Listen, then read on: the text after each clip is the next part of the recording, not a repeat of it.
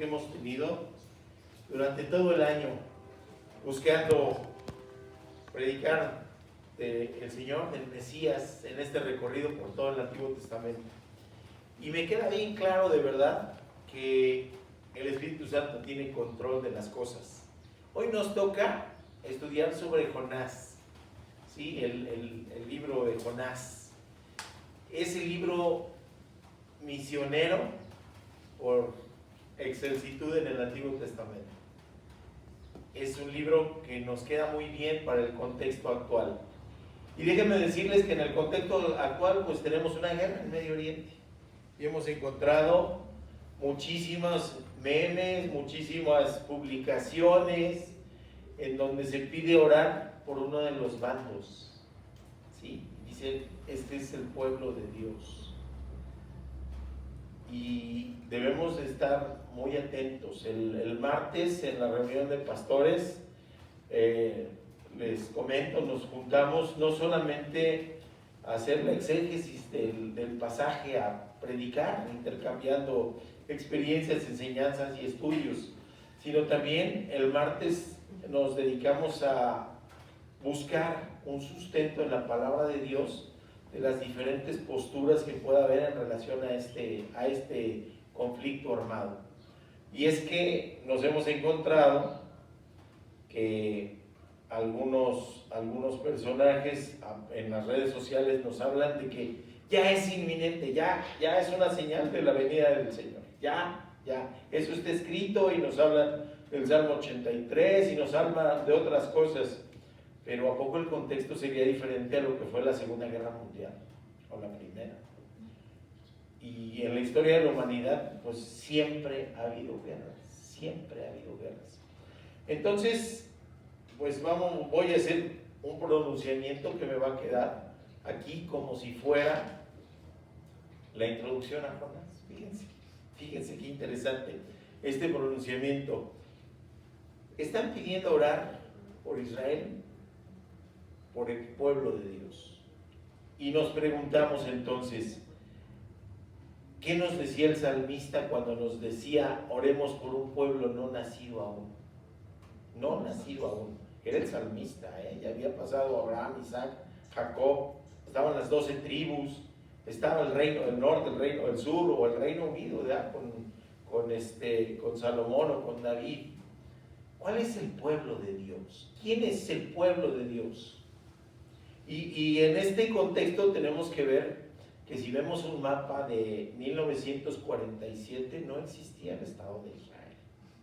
Hace 107 años, 107, este conflicto por esas tierras sí tiene miles de años, pero entre un montón de pueblos, un montón de pueblos. Pero hace 107 años empezó un movimiento político y económico que no tiene que ver ni con la expresión religiosa ni con la raza, que es el sionismo. El sionismo es un movimiento político, económico y militar ahora. ¿Ok? En el contexto de la Segunda Guerra Mundial, en 1948 le dan una porción del territorio de Palestina a este pueblo que hoy se llama Israel. Al día siguiente hay guerra. Al día siguiente, ¿sí? La gente de los estados árabes de alrededor se inconforma y hay guerra.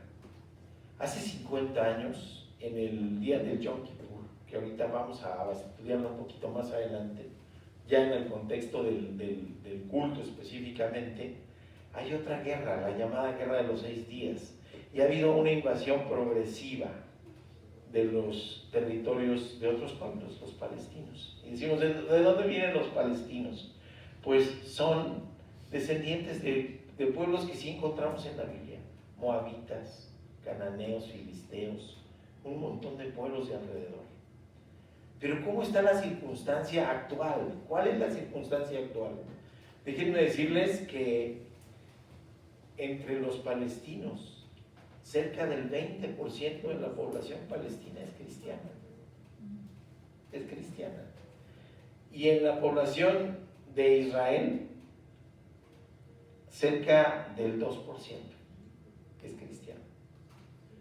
Sí, los demás, hay un grupo musulmán muy grande, hay un grupo de judíos practicantes de su religión grande, y hay mucha gente que no practica religión alguna. Entonces, en Palestina un 20%, en Israel un 2% es que son los cristianos. ¿Quién es el pueblo de Dios entonces? ¿Este Israel nuevo o el Israel espiritual del que nos hablan las Escrituras?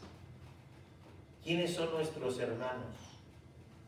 Según la Escritura, aquellos que han entregado su vida a Cristo.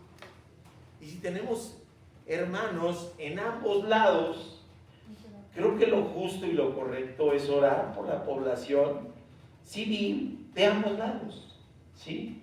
Palestinos, mujeres, niños, ancianos, ¿sí? Y también del lado de Israel. Ha habido muertos inocentes de los dos lados, y tomar partido sin tener fundamento en las Escrituras hace que haya desviaciones doctrinales, y eso es muy serio, mis queridos hermanos, muy serio. Por eso oremos, sí, por la paz, pero una paz donde haya justicia, una paz en donde puedan coexistir pacíficamente pueblos, y una paz en donde todos nuestros hermanos, que son los que han entregado su vida a Cristo, puedan estar en sus cultos y alabar y amar a nuestro Dios. Le voy a pedir a Carlos si pasa, por favor. Vamos a leer en la luz de las Escrituras qué nos dice Pablo en la carta a Gálatas, capítulo 3, versículos 7 y 8. Si me hace el favor, Carlos. Dice: sepan por tanto que los que son de la fe son hijos de Abraham. Y la Escritura, al prever que Dios habrá de justificar por la fe a los no judíos, Dios de antemano la buena nueva de Abraham cuando dijo: en ti serán benditas todas las naciones. Lo dice Pablo, mis hermanos. Lo dice Pablo: en ti serán benditas todas las naciones, ¿ok? Y ahora, si nos haces favor, leer del 26 al 29, por favor. Dice: pues todos ustedes son hijos de Dios por la fe en Cristo Jesús. Porque todos ustedes, los que han sido bautizados en Cristo, están revestidos en Cristo. Ya no hay judíos ni griegos, no hay esclavo ni libre, no hay varón ni mujer, sino que todos ustedes son uno en Cristo Jesús. Y si ustedes son de Cristo, ciertamente son linaje de Abraham, y según la promesa, herederos. A la luz de la palabra podemos encontrar quién es el Israel espiritual actual. Todos aquellos que han creído en Cristo Jesús. Todos aquellos que han creído. No hay ni judíos ni griegos, quiere decir ni judíos ni gentiles. No es cuestión de raza, no es cuestión de color de piel, no es cuestión de abolengo, no es cuestión de genealogía. ¿Quiénes son? El pueblo de Dios, aquellos que han creído en Jesucristo. Así que tenemos, hermanos, que orar de manera justa. Tenemos que orar de manera justa, por paz, con justicia, y queremos saber qué es lo que Dios nos quiere enseñar en este aspecto.